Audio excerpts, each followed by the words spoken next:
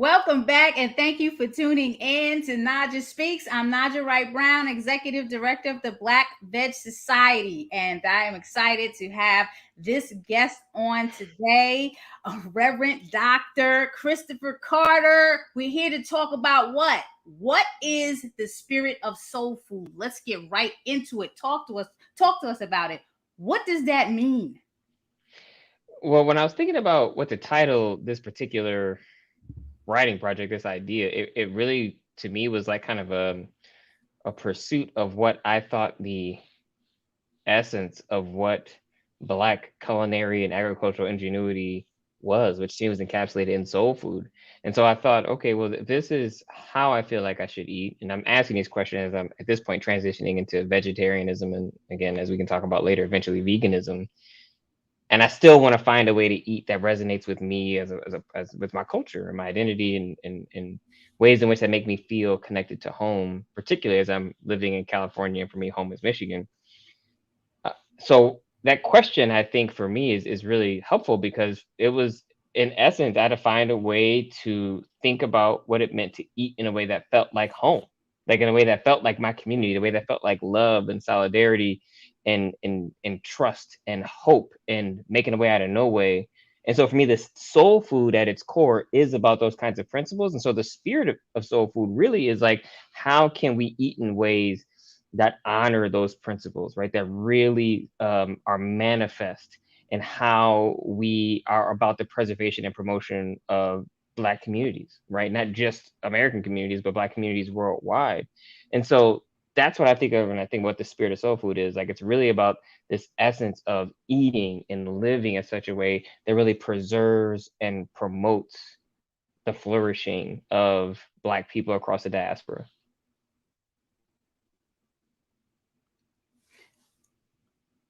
Thank you for that. Talk to me about your journey. You mentioned being vegetarian, so vegetarianism first, and then transitioning into veganism. And for anybody out there that doesn't know, I kind of took a sneak peek at the book, so I got a little bit of information from you. But talk to us about what that journey was like and how you transitioned into veganism, because it did take you some time, right?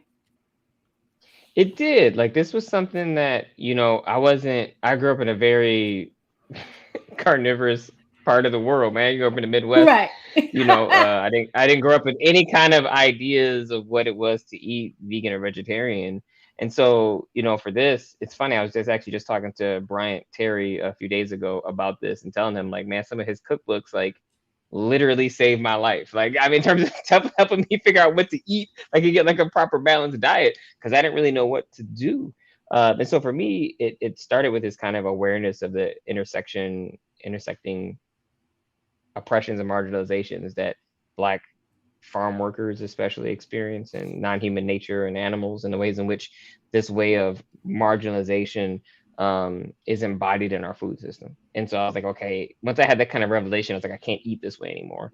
And so I was figuring out how to recreate dishes that are vegetarian, things that I know you know very much about. And so for me, I knew the goal was always going to be vegan, but I knew that if I rushed myself, that if I tried to be too legalistic about it in the beginning, I was not going to that not that I wasn't going to follow through, but it was going to be harder than it needed to be.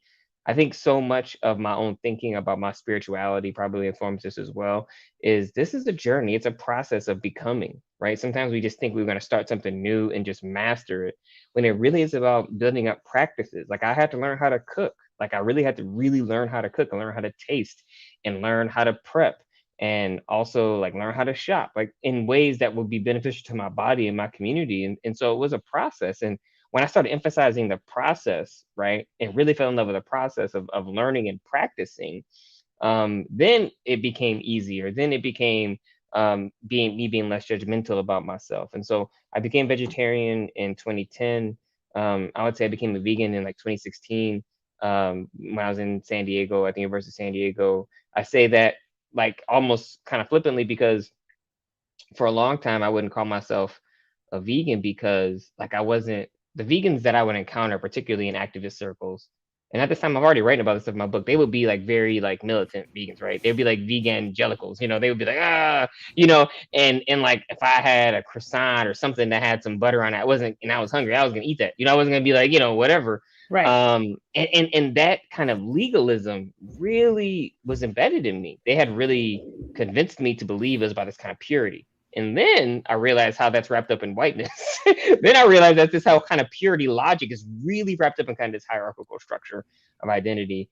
And so then I became able to claim it. And while I'm very vigilant about what I eat, right, and I'm very vigilant about what I put in my body, I don't have to be. I try not to be so oppressive in that way to myself, right? And so that's why I say, so I know I eat vegan now, just that, but I don't. When it happened, it was literally a friend of mine that I didn't describe myself as a vegan. He's like, "What are you talking about, man?" He's like, "You're a vegan," and it was just like this moment I had to accept that that's what I was, rather than this kind of image that people were placing upon me that didn't quite fit.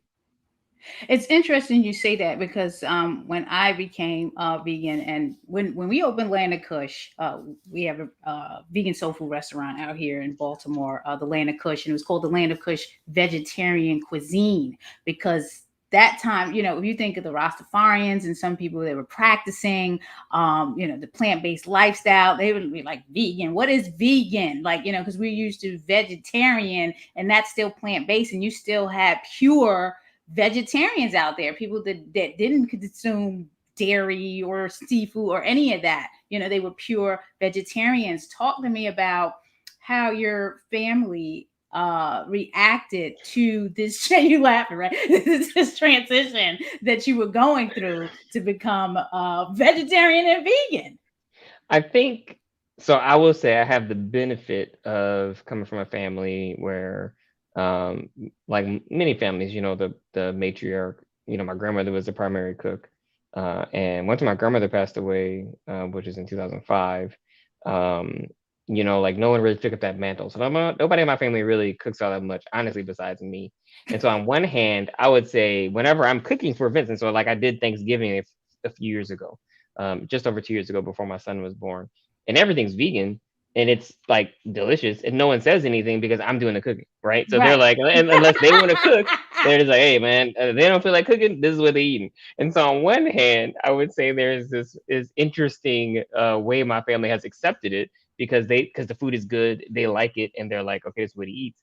On the other hand, I think it involved a lot of conversations about why I was making this choice, the ways in which it was about my own spirituality connected to my faith, and really connected to the stories of my grandfather, like, and bringing him into it and helping him understand how his stories and experiences of growing up as a migrant, like farm worker and sharecropper, really helped me understand how Black people, how we've been exploited, how our labor's been exploited, and how we've been treated in a kind of animalistic way. So trying to figure out a way to opt out of a system that's corrupt. That's really what it was. And so I was trying to help him understand how his own stories really shaped my own journey. Why is a book like The Spirit of Soul Food needed right now Mm, in this day and age? Why now? Because you've authored other books. yeah. What and you can talk about some of those books, but this book in particular, why is it so important now? Well, I think for a couple of reasons. I think the first reason is as veganism or plant-based diets get more popular, I wanted to offer a framework for people to think about this from what I call like a decolonial perspective, for us to see this as a way of being that is actually beneficial to the Black community and not just something that is wrapped up in a kind of European way of being in the world. And I think there's still a lot of that in the Black community where they see plant-based or vegan and they think, Yes. well, that's how white people eat. And so Yes. I wanted to help people understand, like, actually, this is really rooted in our identities that we have not been able to recapture. And so much of what I write about in chapter 1 and chapter 2 of the book is really about what I call, this fancy word is called epistemology, but just about knowledge, the ways in which the fact of the matter is we were enslaved because of our ability to cook. We were enslaved because of our ability to grow food. We were enslaved because of our animal husbandry. Like they Naijha, I'm telling you, one of the hardest things for me to write in that book was reading these pamphlets that these enslavers wrote, where they literally said, if you're going to grow this crop, go to this port in Africa during this time of year to get this kind of slave from this tribe. Like it was that Wow. specific. And I don't Wow. think and so what's happened is we've been taught that, by we, I'm talking about Black folks, we've been taught that we came here and that white folks taught us how to grow this food. We were just doing the labor and they were the ones that was the intellect. And it was literally the other way around. Like it was the other way around. Like white people would Preach. have died here if it had not been for indigenous folks and Black people. Like they Right. would not have been able to settle America like they did. And so that for me was this kind of discovery that has brought me life. It brought me joy. It helped me understand that, our intellect and our ingenuity and genius, really, it's ours. It's ours, and we have to reclaim it. And so a part of it for me is about helping us reclaim a part of our identity that we've been told doesn't belong to us. And I'm trying to give us the tools to understand that no, that's our knowledge actually, and it's a part of the knowledge that was used to build this country, and let's reclaim it.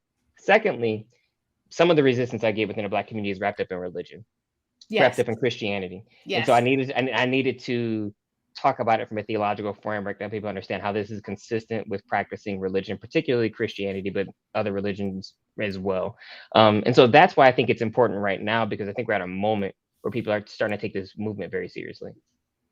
Now, your first sentence when I open the book, after you look at copyright information, everything is, I didn't want to write this book. Why did you say that? Because I didn't want to write this version of the book. So, and I had to ask my mother for permission. I had to ask my grandfather for permission. I had to ask my wife. I had to ask all this because I was going to be really vulnerable. But in first iterations of the book, I was very more argumentative, and I was more stating a point of like, well, these things are happening in our food system. This is how it's impacting people of color, and this is how it's impacting the environment, which is also impacting people of color. Therefore, we should eat this way. And it wasn't coming across very compassionate. And so when I revised it and kind of went back through after some feedback from some colleagues and some feedback from some reviewers, I knew I had to be vulnerable in a way I wasn't necessarily prepared to. And I was going to have to talk about my own journey. I was going to talk about the fact that on my father's side of the family, we're from Louisiana, so everybody's all kind of mixed up anyway. But my father's family are immigrants from Spain, and that they have I'm not too far removed from the colonizer, if you will. Right. I had to name that, the fact that that I went, like, literally one side of my family is working on plantation as overseers, and the other side of my family's in the plantation, like working the fields. And I had to talk about that because that informs my thinking about this as well. And so I think that kind of vulnerability for me was scary, because it to really put yourself out there. I'm already this light skinned dude in the academy that's doing stuff with the environment, and in a sense, so many of my peers who are Black don't always see this as relevant as I think they ought to. And so I was going to have to even step more into that in a space that I knew would make me vulnerable to some of their critiques. But I felt as though it's not about them. This is for my community. Like, this Right. is a book for my community, and this is what they need to hear. And I shouldn't be concerned about their critiques because they really are not valid in that sense. So that's why I didn't want to write it, because I was gonna put my business in the streets. I guess I say that. Well, I'm glad you did. What do you want the readers to get from this book? I'm about to share where people can get the book, and we'll talk about the publisher and everything. What do you want readers to get from this book? So right now, as an action alert, you can purchase the Spirit of Soul Food right now for 30% off, because there's e-copies and the hard copies are coming out soon, in a couple of days, right? So you want to purchase this, and there's a special discount. So I'm getting into the book, and I'm already, man, I can't wait. That first chapter, I had to stop and, like, because I had to absorb everything you were saying in the beginning. What do you want the readers like myself to get out of this? So I want to separate that into a few different categories, because I have different readers in mind, right? So I want Black folks who read this, who, whether they're religious or not, to see themselves in the book. right? To see themselves, to go on this journey with me of learning, of unlearning and learning, basically. And in that sense, I want people to come through this journey with a renewed sense of understanding and purpose about the importance of food and the politics of food, and how food can be a source of empowerment and self-determination for Black people. And so that's why the last chapter is literally just tools. Like, it's these three pathways of what I call, like, essentially like three methods of eating. And I want people to see those as complementary, to think about what it means to cook, what it means to practice veganism, a particular kind of veganism I describe in the book, what it means to care for the earth, and what it means to care about those who are food and farm workers, and take that seriously and think about how their own consumption can shape and help aid and help uplift and help dismantle some of the structures of oppression. So that's definitely one thing I want for Black folks. What I want for people who are not Black, for people who aren't even people of color, I should say, people who are white, I'd like them to read this book and learn about how to decenter their own particular kind of perspective, right? Yes. To be like, Yes. okay, like Yes. it should be unsettling. Like, Yeah. it should unsettle you, when, especially as you get through chapter 1 and you see how foods have been so historically racialized for Black folks, and to know again this kind of the knowledge production that was stolen from Black folks, right? And then chapter 2 talks about the farming techniques that was stolen from Black folks. Like, recognize that a lot of the ways in which our food system is working now is the function of Black intelligence. And then also, if you want to be an activist, I talk about how to do that and be in solidarity with people of color. And then I want religious folks to just recognize that this, to me, is a way of practicing a kind of spirituality that I think connects us to each other and connects us to the earth, Yes. that really binds us and shows us how, like, for us to flourish, like for me to flourish, we have to flourish, like not just other human beings, but our species and our planetary flourishing is all interconnected. So I'm hoping I feel confident actually that I lay a framework for that to happen. And so that's kind of my vision for the book. Well, we're selling the book now, and I'm gonna bring it up. Where can they get it? Who's the publisher of the book? So the publisher is University of Illinois Press. You can get it pretty much anywhere. I know you can get it on like any kind of any place you buy books, but I would say if you use it from University of Illinois Press, you're able to get the discount. And the discount code for 30% off, I know you have on there, is F21UIP. And so the University of Illinois Press has the book.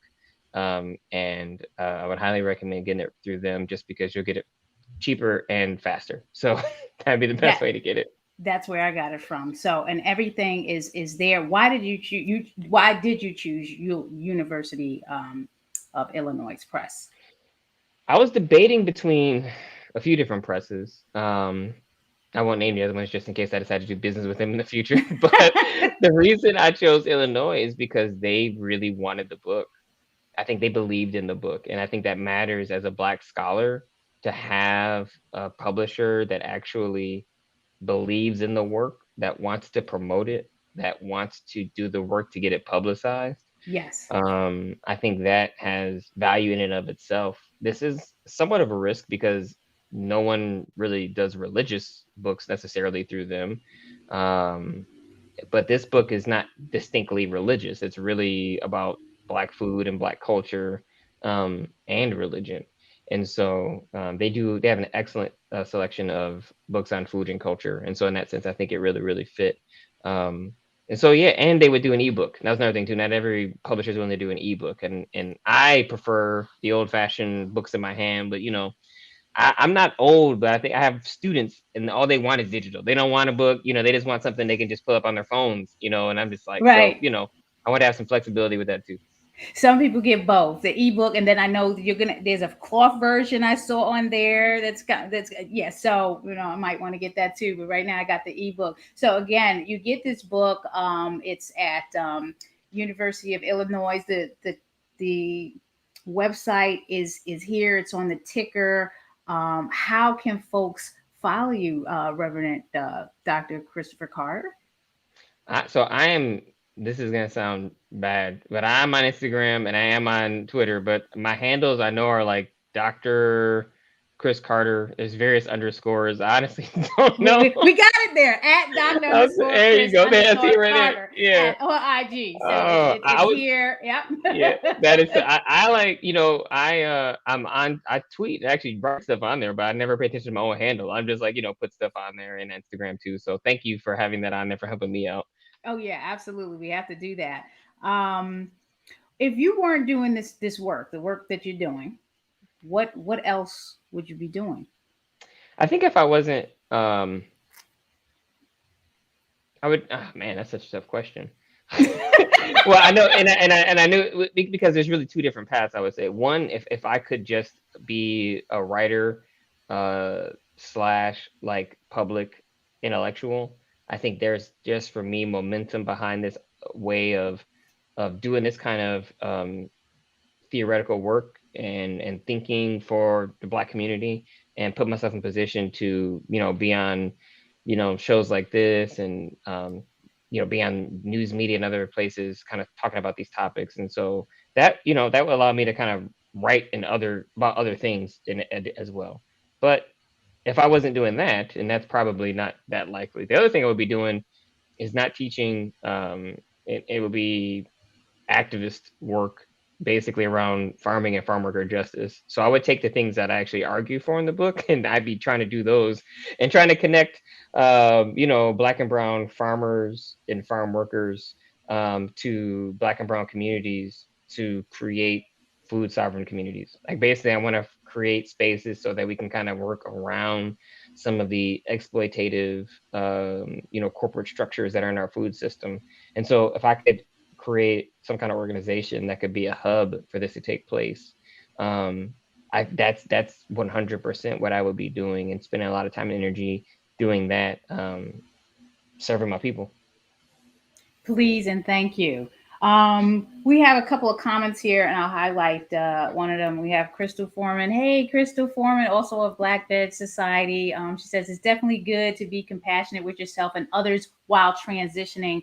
Very, very important, because a lot of times people have this assumption that they were always vegan. Some people were, a lot of people became vegan. So you got to understand everyone's on their own personal journey, and show a little bit of compassion while you're trying to educate the masses. Do you want to add to that?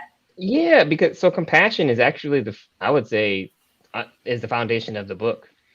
Every chapter I write about compassion, because I realized for me that's such a part of my identity that I needed to be more explicit about it. It wasn't in earlier iterations of the book. And it's about cultivating a kind of groundedness in who we are, but also compassionate towards ourselves as we discover and deal with the trauma of our ancestors, like the trauma that we carry of the ways in which our ancestors have been exploited, and then also cultivating compassion for others, right? So when I think about people in the fields now, most of them are Latinx or from South America. There are other Yes. immigrants, or working with Yes. people in these meat packing factories and what they're suffering with, like really cultivating compassion for them too, that moves towards action. Like action rooted on this compassionate place, I think really can move us towards justice, right? Yes. That's what I believe compassion can move us towards. And so I 100% want to echo that comment of the significance and importance of compassion, and not empathy, but compassion that Passion. actually moves you to do something. And here we are with the book again. I'm going to highlight the book. The book is right here. The Spirit of Soul Food, Race, Faith, and Food Justice, authored by Reverend Dr. Christopher Carter. You can purchase it at press.uillinois.edu. And there is a special discount and code. And this is how it looks when you bring up the page. You got all these different options. And then make sure you use the code for the 30% off discount. So the code is in the comments. And if you don't see it, it's F21UIP. Awesome. Any final message? We're running out of time. Just want to make sure. Thank you again for taking out the time to be on the show. I so appreciate it. Please, what do you want to Yeah. say? If there's anything else I want to add, I want to add a little nuance to what I mean when I talk about veganism. So in the book, I talk about this practice I call Black veganism, which is really a term borrowed from these two activists, Af and Silko, in their book Afroism. And part of the reason Yes. we use that signifier is to really just draw a distinction between a kind of, Eurocentric veganism that's just about, and not that I got any problem with animals, right? I mean, my wife's a veterinarian. Animals are great, that's not a problem. But it's not. I always tell people my veganism really for me is rooted in I'm vegan for the people. Like it really is about the ways in which industrial agriculture, and particularly animal agriculture, harms communities of color. Right. And this way of eating, I talk about making explicit those connections, right, between the exploitation of nature and between exploitation of non-human animals, and to how they harm our communities, and how this kind of animalization is a part again of how we justify the mistreatment of Black people. And often we make the mistake, I would say, in these communities, of arguing for to be seen as human. We say, oh, I'm not an animal, I'm a human, treat me like a human. But the problem with that response is that that's arguing for equality with the oppressor rather than arguing for liberation from oppression. Like, I don't want to be a human that allows myself to exploit other humans, right? We need to Right. redefine what it means to be human. We need to fundamentally redefine like that sense of humanity, that such that it is impossible or illogical, right, for us to exploit another living being. And so that's really what Black veganism is trying to help us do, is to kind of really decolonize our thinking in that way, so we don't get wrapped up in these definitions of, again, what it means to be human, that really have been used to justify the exploitation of people of color, of women, of nature, and anything pretty much that wasn't, a heterosexual white man. So And you make an interesting point, because that's always a debate when there's a comparison between what's going on with the animals and what happened to us in slavery. And then I just was exposed to some stuff about, we're all animals. I mean, we're offended by the term of being called an animal, but we're all mammals and animals, and why does that term really hurt us? It's really complex, how our people feel this way. How do we pivot? Like, what is the way to pivot, in addition to reading and purchasing your book? well, so the first thing is that a lot of that hurt, we need to tend to that trauma, right? And so this is where self-care is crucial. So I argue for kind of like three things that I think we should do, and redefine what it means to be human. The first is like self-love, of genuinely loving ourselves, and tending to that woundedness that is triggered when someone says something about an animal, right? Right. Because that woundedness is our woundedness, right? No one makes us feel any kind of way. It's unearthing something that we haven't attended to, and so we need to develop practices that allow us to tend to that wound, because we know we have sacred worth, we know we have value. We need to live into that and recognize that their need to dehumanize someone speaks more to their own inhumanity and their own struggles rather than our struggles, right? So that's the first thing.